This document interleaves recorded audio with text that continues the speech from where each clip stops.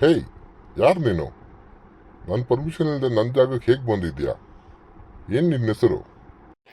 ಓಡು, ಯಾರು ಕೇಳ್ತಾ ಇದ್ದಾರೆ ಯಾರು ಅಂತ? ಹೇಯ್, ನಿಂತ್ಕೋ, ಓಡಬೇಡ. ಯಾರು ನೀನು? ಯಾರಪ್ಪ ಇವನು? ಸುಸ್ತಾಗ್ತಾ ಇದೆ, ಅಟ್ಟಿಸ್ಕೊಂಡ್ ಬರ್ತಾ ಇದ್ದಾನೆ. ಇನ್ನೆಷ್ಟು ಓಡ್ಬೇಕಪ್ಪ? ನೋಡು, ಓಡಬೇಡ, ನಿಂತ್ಕೋ. ನಾನು ಹೊಡಿತೀನಿ, ನಿಂತ್ಕೋ. ಅಯ್ಯೋ, ಓಡಿ ಓಡಿ ಸುಸ್ತಾಗಾಯ್ತು. ಹಬ್ಬಾ, ನಾನು ಹೇಳ್ದೆ ಓಡಬೇಡ ಅಂತ. ಈಗ ಸುಮ್ಮನೆ ಒದೆ ತಿಂತಾ ಇದೀಯಾ? ಅಯ್ಯೋ ಸಾರ್, ಬಿಟ್ಬಿಡಿ. ನಾನು ಸುಮ್ಮನೆ ಬಂದೆ ಇಲ್ಲಿಗೆ, ಗೊತ್ತಾಗ್ತೀರಾ? ಬಿಟ್ಬಿಡಿ ಪ್ಲೀಸ್. ಸಾರ್ ಬಿಟ್ಬಿಡಿ ಪ್ಲೀಸ್, ಇನ್ಮೇಲೆ ಬರಲ್ಲ ಸಾರ್, ಬಿಟ್ಬಿಡಿ. ಹೇಳು, ನೀನು ಯಾಕೆ ಬಂದೆ ಇಲ್ಲಿಗೆ? ಏನು ಕದಿಯಕ್ಕೆ ಬಂದೆ?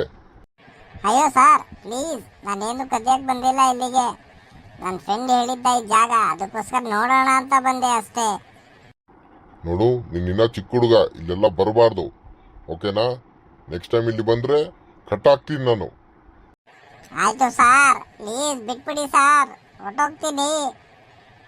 ಅಪ್ಪ, ಅಂತ ತಪ್ಪಿಸ್ಕೊಂಡೆ. ಇವ್ರು ಸವಾಸ ಬೇಡ.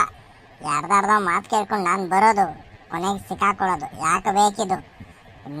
ಲೈಫಲ್ಲಿ ಬರಲೇಬಾರ್ದು ಈ ಕಡೆಗೆ. ಯಪ್ಪ ಅಂದ್ರೂ ನಾನು ಬರಲ್ಲ. ಅಮ್ಮ.